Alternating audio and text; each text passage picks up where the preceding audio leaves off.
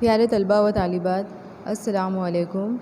इससे पहले के पीरियड में एसएस में हमने भारत में बरतानवी हुकूमत का उरूज सबक शुरू किया था, जिसमें हमने पढ़ा था भारत की तरफ आने के लिए बहरी रास्तों की दरियाफ्त, भारत में यूरोपीय अक़वाम की आमद और प्लासी की जंग के बारे में मालूमात हासिल की थी।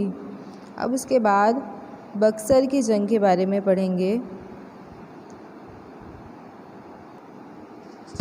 तो सिराजुद्दौला और अंग्रेज़ों के दरमियान प्लासी की जंग हुई थी 1757 में, जिसमें सिराजुद्दौला की हार हुई और अंग्रेज़ों ने मीर जाफ़र को बंगाल का नवाब बना दिया। अब अंग्रेज़ों ने मीर जाफ़र को बंगाल का नवाब बनाकर अलग अलग बहाने बनाकर उससे बेशुमार यानी बहुत सारी दौलत हासिल करना शुरू की। जब मीर जाफ़र ने इसकी मुखालिफत की तो अंग्रेज़ों ने मीर जाफ़र को हटाकर उसकी जगह मीर कासिम को बंगाल का नवाब बना दिया। अब अंग्रेज़ों ने मीर कासिम से भी मुख्तलिफ़ बहाने बनाकर बेशुमार दौलत और हुकूक हासिल करना शुरू किया।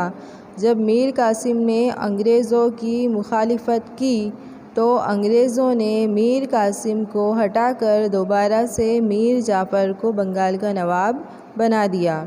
अब मीर कासिम जो था वो अवध के नवाब के पास चला गया।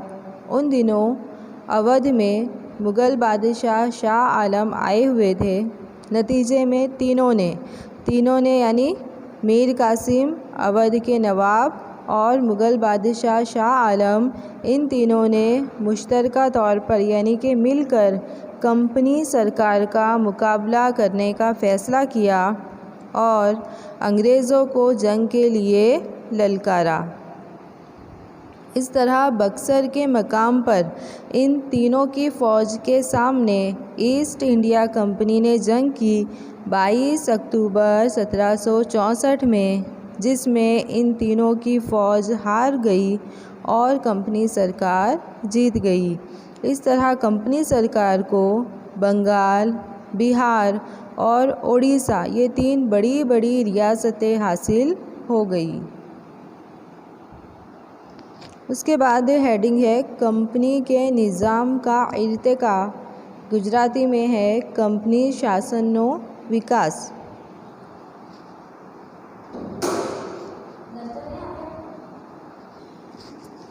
तो ईस्वी सन 1773 में अंग्रेज़ सरकार ने हिदायतकार कानून पास किया।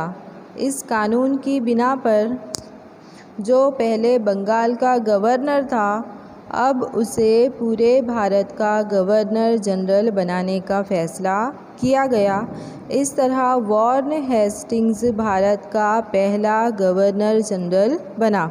सवाल आता है 1 मार्क्स के लिए कि भारत का पहला गवर्नर कौन था। तो याद रखना है कि भारत का पहला गवर्नर वॉरेन हेस्टिंग्स था। वॉरेन हेस्टिंग्स कंपनी को ज़्यादा से ज़्यादा ताकतवर बनाना चाहता था और वो अंग्रेज़ों की हुकूमत में इजाफ़ा करना चाहता था। उसके दौरे हुकूमत में मराठों के साथ पहली मराठा जंग हुई और मैसूर के हैदर अली के साथ दूसरी मैसूर जंग हुई। वॉरेन हेस्टिंग्स के बाद कॉर्नवालिस की भारत में आमद हुई। उसके दौरे हुकूमत में मैसूर का शेर टीपू सुल्तान के साथ उसकी जंग हुई। बहादुर टीपू सुल्तान को हराने के लिए कंपनी सरकार ने यानी अंग्रेज़ों ने मराठा और निज़ाम की मदद तलब की, यानी मराठों की मदद मांगी और निज़ाम जो कि हैदराबाद का बादशाह था, इन दोनों की उसने मदद हासिल की। इस तरह अंग्रेज़, मराठा और निज़ाम इन तीनों की फ़ौज ने टीपू सुल्तान के साथ जंग की और उसे हरा दिया। कॉर्नवालिस के बाद sir John sure governor general बना। और उसने गैर जानिबदाराना पॉलिसी अपनाई, यानी कि उसके दौर में कोई भी जंग नहीं हुई थी। अब सर जॉन शॉर के बाद वेलेस्ली भारत में गवर्नर जनरल बनकर आया। वेलेस्ली बहुत होशियार था। वो कंपनी सरकार को ज़्यादा ताकतवर बनाना चाहता था, अंग्रेज़ी हुकूमत में इजाफ़ा करना चाहता था, इसलिए उसने इमदादी फ़ौजी मंसूबा बनाया और इस मंसूबे का अमल करके उसने कई सारी रियासतों को कंपनी सरकार में यानी अंग्रेज़ हुकूमत में शामिल कर लिया। अब इमदादी फ़ौजी मंसूबा, इसकी कुछ शराइत है, वो शराइत देखेंगे। ये मंसूबा यानी इमदादी फ़ौजी मंसूबा कबूल करने वाली रियासत को कंपनी सरकार एक तालीम याफ्ता फ़ौज फराहम करेगी, यानी एक बड़ी सी फ़ौज देगी। ये फ़ौज रियासत के दाखिली और बैरूनी हमले से रियासत की हिफाजत करेगी। ये मंसूबा कबूल करने वाली रियासत फ़ौज का सारा खर्च देगी। कंपनी की इजाज़त के बग़ैर रियासत दूसरी रियासत से ना जंग कर सकती है, ना कोई सुलह कर सकती है। रियासत के दरबार में एक अंग्रेज़ नुमाइंदा यानी एक अंग्रेज़ मेंबर रखा जाएगा। दिगर गैर मुल्की को रियासत में नौकरी पर यानी मुलाजिमत पर ना रखा जाए। तो इस तरह ये इमदादी फ़ौजी मंसूबे की तमाम शर्तें थी। तो इमदादी फ़ौजी मंसूबे को कई सारी रियासतों ने कबूल किया था, जैसे निज़ाम, मैसूर, अवध, गायकवाड़, सिंधिया, होलकर वगैरह। ये तमाम रियासतों ने इस मंसूबे को कबूल किया था। ये मंसूबा एक मीठे जहर की तरह था और इस मंसूबे की वजह से वेलेस्ली ने कई सारी रियासत को ईस्ट इंडिया कंपनी में शामिल कर दिया।